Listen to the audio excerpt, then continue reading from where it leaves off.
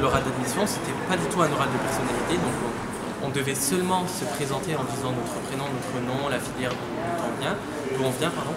Et ensuite, il fallait présenter en 10 minutes, très brièvement, tout le travail qu'on avait fait autour du dossier de presse et de notre sujet. Et ça a été vraiment un travail difficile de synthèse parce qu'on a travaillé très longuement sur nos sujets. Et le jury nous avait demandé donc de résumer ça en moins de 10 minutes. Ensuite, ils nous ont posé des questions pendant 20 minutes. Donc on a eu un entretien de 20 minutes sur le sujet exclusivement. On n'a pas eu de questions sur notre personnalité, sur notre projet. On nous a demandé par contre pourquoi on voulait se faire Sciences Po, évidemment. Et sinon, c'était plutôt des questions sur le sujet et ils ont essayé aussi d'ouvrir à l'actualité. Je devais me concentrer sur ce que j'étais en train de dire et ce que j'étais également en train de faire. Et je pense que c'est une des choses qui m'a le plus stressée pendant cette année.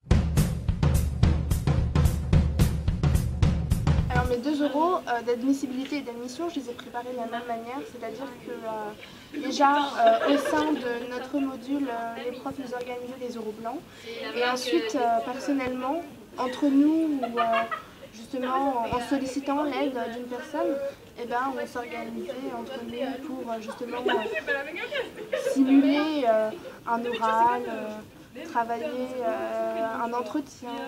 Et donc c'était vraiment un travail qu'il fallait faire en dehors du module.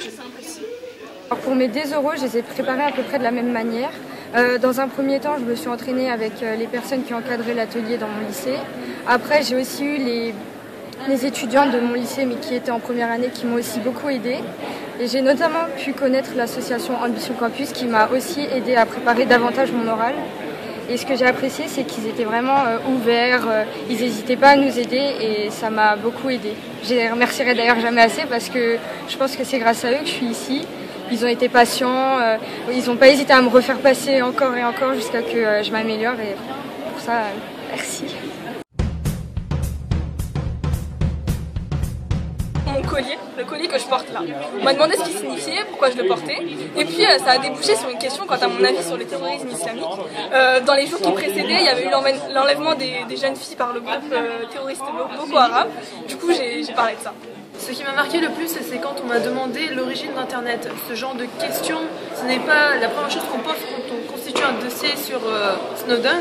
Et donc il faut vraiment faire très attention à essayer d'avoir une connaissance, pas encyclopédique, mais faire attention en fait aux sujets connexes.